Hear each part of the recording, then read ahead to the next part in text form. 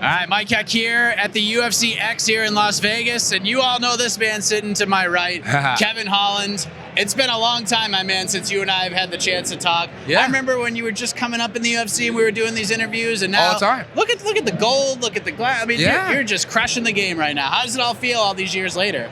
It feels good. I still feel the same. I just feel like I got a little extra ching in the banking account, a couple extra cars to drive. You know what I mean? So life's good. Life's good. Can't complain. I'm down a weight class. Means I'm a little bit skinnier, but I'm still sexy, baby. I'm still sexy. Are you enjoying the new weight class? Because you said, one thing you said to me couple of years back that I always remembered is, I want to go to 170, not because I have to, but because it'll give me some more discipline. You feel like that would change your game altogether. Do you feel like you've accomplished that? That's exactly what's happened. Having to be at 170 means I have to put in the cardio a little bit more. It also means that I got to eat healthier. It also means that I might sleep a little bit more. I have to do heat retention. This and this, that, this and the third. You know what I mean? And all these things put together just makes for a better Kevin Holland. It makes for me to be an actual professional athlete instead of just being a guy who wants to just show up and scrap. So if I'm a better athlete, I'm not getting tired, I'm doing things better. I mean, overall, it's good for business. Tim Means performance, is that the best of your career?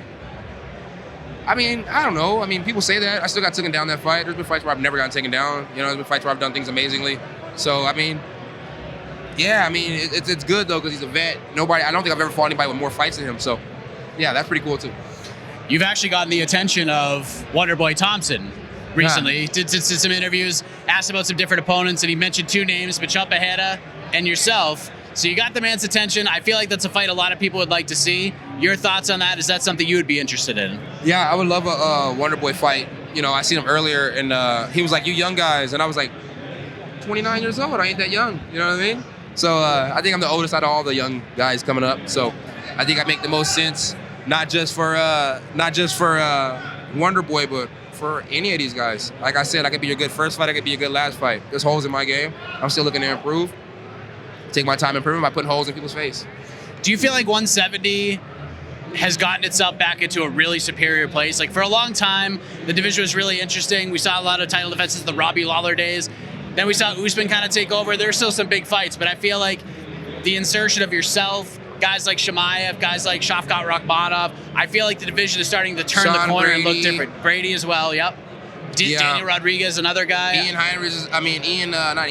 Gary. Ian Gary, he's undefeated. A lot of excitement at 170 right now. I feel like we're turning the page a little bit. Do you feel the same? Yeah. I feel like I left 85 and that got a little boring, and now 70 is fun. Yeah, I might just stay at both. You're going to bounce around? I got to bounce around. Yeah, I feel like you're not fighting as much as you would like. Mick, I need 285 fights this year. I only need one more 170. I need 285 fights. Give me Chris Curtis. Give me Strickland after Curtis. I'll take him. All right. That's my call. Why those two guys in particular? It makes sense. They're buddies. It makes sense. Getting one's head, getting the other's head. It's all bread. You know what I mean? So you knock down one, you try to knock down the other. You want to take out two at a time. Why not? It makes sense. All right. And when do you want to come back? If it's 85, we can do it this weekend. You know what I mean? Yeah. If it's 70, August sounds great. August sounds fantastic. August sounds wonderful. Hell, I think Kiesa's ready to fight now. I think he just got done being married, so he's ready to fight. So we can do Kiesa if Wonderboy doesn't want to do it. Yeah, that would make a lot of sense. Last thing, since you've been in Vegas, every time you end up traveling to a place, it seems like every month you're doing some heroic deed. Anything happen in Vegas that you've had to thwart thus far? No, I've been inside. I ain't been outside. I've been inside. So trying to stay inside, trying to stay out of the way, trying to stay away from crime, trying to stay away from that type of time. You know what I mean? Yeah. I mean, how many crimes can you thwart, Kevin? I mean, you're approaching record numbers. It's what you guys know. You know what I mean? It's what actually gets out to the media. You guys don't know half the shit that I do. You know what I mean? If you think about it. You know what I mean? You know what they call Fort Worth? Fort Worth? What do you know what they call it? You know what the nickname for Fort Worth is? No. You know? No. No? What is it? It's called Murder Worth. It is? Yeah. I've been there. I'm surprised to hear that. Yeah. What part did you go to? I went to like the stockyards and I've been to Billy Bob's once. Yeah, you went to stockyards and Billy Bob's. Yeah. I mean, they're nice places. You know what I mean? But that's not. Yeah, what we're even talking about look, here. 7th Street used to be nice, and now it's going to a shithole. You go to Deep Ellum, Dallas. Dallas is Deep Ellum. Yeah. Every time you go to Dallas, there's always a shootout on Dallas. You know what I mean? There's been more shootouts on 7th Street than there's been this year than there's been in the past 5 years. This year combined, I don't know what the hell's going on. Something in the air.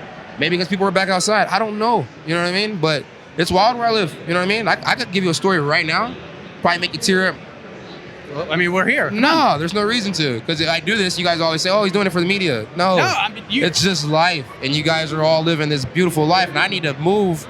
I moved to a nicer neighborhood and I still deal with shit. You know what I mean? So maybe I need to move to the woods with Ben Askren. Yeah, get up to the mountains, man. Yeah. Hike up a little bit. Then you can stay inside. You don't have to really thwart anything. Then I might start hearing about tigers and bears eating people, you know? So there's always gonna be something wherever I'm at. I live an interesting life. So the story that you're not going to tell me. Never going to tell you guys. Is it the best story of all? Of all the stories we've heard, is this the one? No, I don't think none of them are good. I think all of them are horrific. You know what I mean? Yeah. It's like the guy who stole somebody's car. If it was your car, you wouldn't like the story at all, especially since the car got totaled. Yeah. And then the person that he totaled the car into was somebody's work vehicle. So I don't think either people like that one. If you were at a sushi bar eating with your family and somebody came in there open fire, I don't think you would like that either. You know, it probably give you PTSD for going out to eat. So think about the people in the bar. If you've seen an 18-wheeler flipped over, which you probably have before, you probably seen cars on the side of the road crash and stuff like that. You just keep going, right? Like, somebody's gonna come get them, they'll be okay. No, I just so happened to pull over. You know what I mean? But if that was your buddy that was pulled over in the 18-wheeler and if something happened to the 18-wheeler, nobody got him out, you'd have been like, damn, what the hell? Yeah. So everybody's like, oh, you're a superhero, oh, you're this. It sounds fun. Until you think about the people in those situations and it's not so fun. You're just being a human being and doing the right thing. Yeah, just doing the right thing. So, I mean, it'd be nice if people were like, man, I'm proud of you for doing the right thing, instead of people being like, oh, it's superhero skits. It's kind of like, damn, we're pretty fucked up to the people who are in those situations, you know? Everybody in that bar that night got PTSD from that shooting. You know, my uncle, he don't even like, he's like, we go places now, he's licensed to arm. If he ain't got his thing with him, his back's against the wall, he's looking around. I see it, bro. You know what I mean? So, yeah, not everybody deals with things the same way. So, well, we're gonna change the narrative right now, Kevin. Okay, it'd be nice. We're not talking about superhero. I'm proud of you for being a good human being and doing the right thing, Kevin. Thanks. And that's all that matters. Thanks. Hopefully, this is the trend we need to be setting right now. Okay, yeah. Not superhero, doing the right thing. So if something happens, you see a truck flipped over, or anything like that, get out the car and help. No, Kevin Holland, keep going. Do what you normally do. I don't want you guys to get hurt trying to do what I do.